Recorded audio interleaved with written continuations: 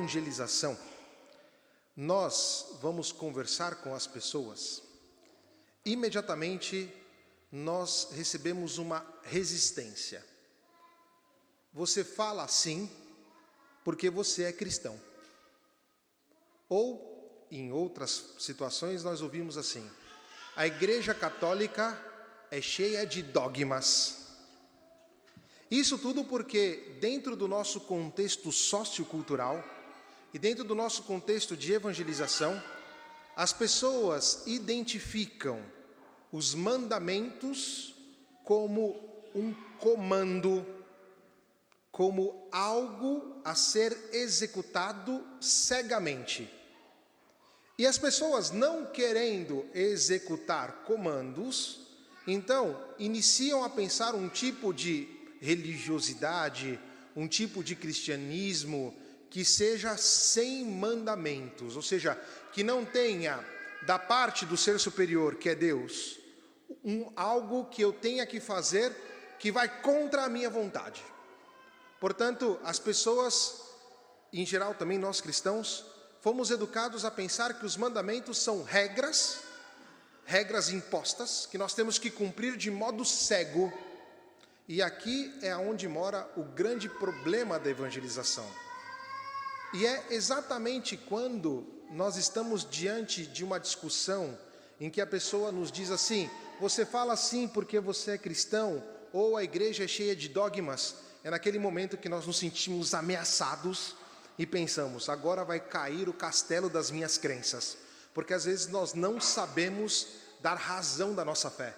Não sabemos explicar ao outro o porquê nós seguimos os mandamentos de Jesus. Aliás, não sabemos nem mesmo o que é mandamento. E é aqui que nós temos que esclarecer.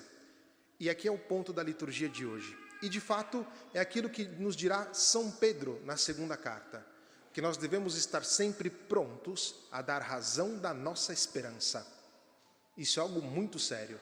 E a perguntinha que temos que fazer é: estamos prontos a dar razão da nossa esperança? A quem nos perguntar? Quem nos perguntar quer dizer, qualquer pessoa que perguntar a você por que você segue Jesus Cristo, por que você é cristão, será que você será capaz de dar razão dessa esperança? Será capaz de dar razão do fato que você segue Jesus Cristo? E o nosso primeiro Papa nos informa ainda que para poder dar razão disso, nós temos que santificar, muito bonito isso, temos que santificar Jesus Cristo no nosso coração.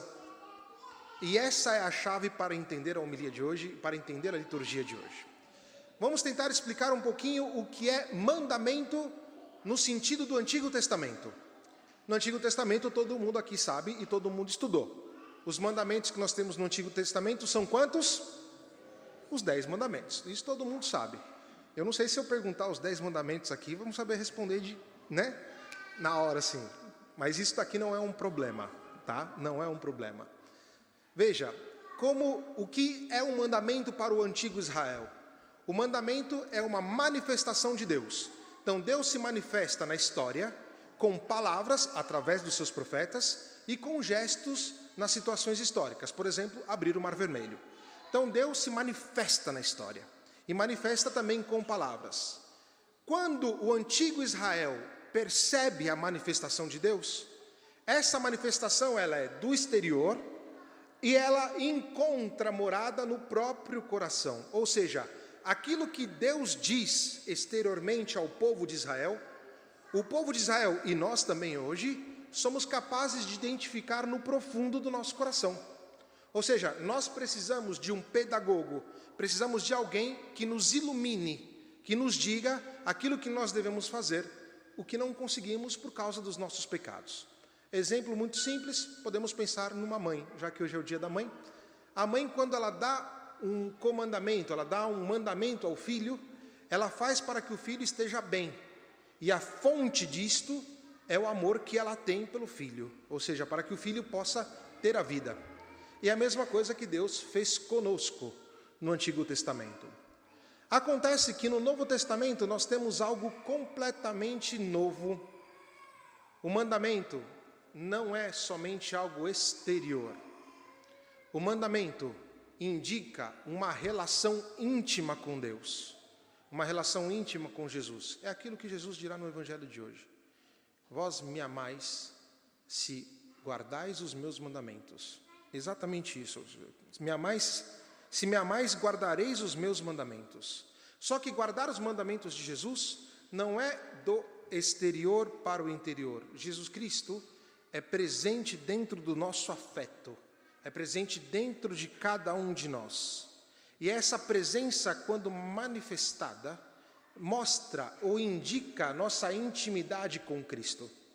E é essa intimidade que é a novidade do Evangelho. E aqui eu vou recorrer a um grande santo chamado Tomás de Aquino, que escreveu na segunda da Suma Teológica, um tratado sobre a lei nova. E ele vai nos dizer que a lei nova é a lei do Espírito Santo. Ela é primeiramente infusa no nosso coração e secundariamente escrita. Ou seja, nós precisamos também do escrito, e aqui está o Espírito Santo. Mas a lei nova de Cristo é uma lei que foi infusa no nosso coração. E essa infusão do Espírito no nosso coração é o que nos permite viver a vida nova de Cristo, que não é uma regrinha, uma tabelinha de regras para seguir. A vida nova com Cristo é viver uma intimidade com Jesus, é viver uma amizade profunda com Cristo, de tal modo que a nossa vida se transforma, e no transformar-se manifesta a presença de Deus. Assim sabereis que eu estou no Pai, e o Pai está em mim e eu estou em vós. Ou seja, o nosso modo de ser cristão não é regras para se viver, mas a manifestação de uma vida bela. E é aquilo que nós ouvimos na primeira leitura dos Atos dos Apóstolos. O apóstolo Filipe, quando foi até a Samaria, ele pregava, e diz o texto, unânime ouviram aquilo que ele dizia, exatamente por causa do seu testemunho. O que quer dizer isto? Que ele manifestava com o seu modo de ser a presença de Cristo. E, portanto, era uma testemunha crível, ou seja, alguém que poderia falar de Jesus Cristo, porque o seu modo de ser manifestava esta presença grande e bela, e não uma regrinha de elenco de coisas para seguir. E esse mesmo apóstolo Filipe foi aquele que foi ter com Natanael. E quando chegou a Natanael, disse, encontramos o Messias que os profetas predisseram e não sei o quê. E aí Natanael diz assim, mas lá de Nazaré pode vir alguma coisa boa, E olha a coisa bela que diz Filipe, vinde e vede. Ou seja, o que propõe Filipe é uma experiência profunda com Jesus Cristo. Mas profunda porque ele encontrou esta experiência. Ele não encontrou uma regra de comandos para seguir. Ele encontrou o mandamento novo do amor, a pessoa de Cristo. E esta pessoa de Cristo que transformou a vida dele e que é pronta para transformar a vida de todas as pessoas. Somos nós que temos que dizer sim a Cristo. E às vezes esse dizer sim custa, porque temos que deixar o pecado, temos que deixar aquilo que não nos leva para Jesus, temos que deixar de lado aquilo que talvez estivéssemos acostumados. Mas quando damos um passo em direção ao amor, à vida nova, criamos novas relações, criamos um novo modo de ser, um novo estilo de vida. Mais do que um estilo, criamos uma vida nova, verdadeiramente uma vida nova. Portanto, o mundo de hoje não precisa de cristãos que saibam de cor e salteado todos os preceitos e as leis de Israel.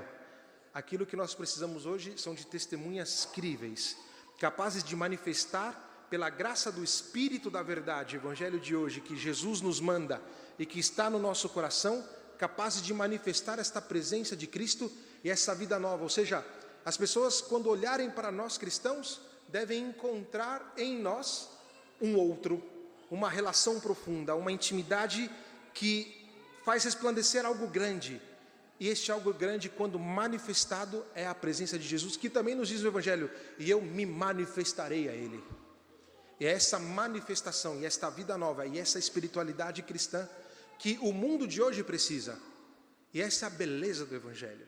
Ou seja, viver a vida nova de Cristo, pela graça do Espírito Santo que nos foi doado. E as leituras agora vão começar a nos preparar para a grande festa do Pentecoste, para a grande festa do Espírito Santo. E nós vivemos sobre esta nova lei, a lei do Espírito, que é a lei do amor, primeiramente infusa no nosso coração. Um cristão, e aqui a experiência de Santo Agostinho, Eis que estavas dentro e eu vos procurava fora. Ou seja, a experiência do cristão é observar que no relacionamento com Cristo, ele é capaz de compreender o novo coração que ele recebeu. Coração esse que nos foi dado também por uma mãe, foi dado por Nossa Senhora. Este coração de Cristo que é completamente ligado ao coração de Maria. E como sempre eu termino a homilia com um dado da cultura. Semana passada a gente falou do livro de Eli, do filme, só que hoje nós não vamos muito longe não. Hoje nós vamos olhar aqui a nossa pintura mesmo. Essa pintura, ela é muito interessante. Eu todo dia fico aqui contemplando ela. Aqui nós temos também esse vitral que tem o Espírito Santo aqui, que fala do Pentecostes. E ele mais ou menos demonstra o que aqui quer demonstrar, mas acho que aqui está melhor. Todas as vezes que nós vemos na história da arte, seja na escultura, seja na pintura, seja nos ícones, nós vamos encontrar o Espírito Santo sempre com os raios, sempre como alguém que dissipa os raios.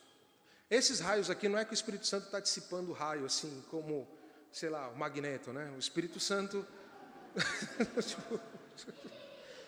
Bom, às vezes tem que dar esses exemplos, funciona, né? O Espírito Santo ele é para demonstrar que o Espírito Santo é uma luz forte que está presente em tudo. O Espírito Santo é o Criador, ou seja, o Espírito Santo é aquele que se move nas águas. O Espírito Santo é aquele que foi soprado nas nossas narinas e por isso nós tivemos a vida. O Espírito Santo é o que nos dá a vida. E portanto, os raios querem demonstrar exatamente isso, que a luz do Espírito Santo ela está presente aqui em todos os lugares. Só que o detalhe deste painel, que não é bem um painel, seria quase um afresco. Ele mostra que um raio do Espírito, ele vai exatamente aqui, ó.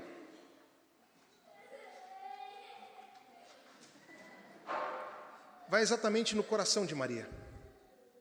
É exatamente isso que o Espírito faz conosco quando recebemos os sacramentos. Nós nos configuramos a Cristo, ao seu corpo, e recebemos este dom do Espírito diretamente no nosso coração. Este dom do Espírito que faz o nosso coração deixar de ser um coração de pedra e passa a ser um novo coração de carne. E quando nós olhamos essa manifestação do Espírito na nossa vida, começamos a ver que realmente nós não somos órfãos, que somos detentores de uma nova relação, que somos detentores de uma vida que vale a pena ser vivida e que não é simplesmente fruto da nossa cabeça, mas é algo que nos foi dado. E é nessa relação profunda com Jesus Cristo que nós conseguimos manifestar a presença dele neste mundo que necessita de cristãos verdadeiros, não de cristãos que seguem comandamentos. E assim, quando nós discutimos com alguém sobre a vida cristã, nós vamos responder com muita tranquilidade: eu sigo Cristo porque eu o amo, porque eu tenho uma vida íntima com ele. E isso é o nosso verdadeiro mandamento. Que assim seja. Amém.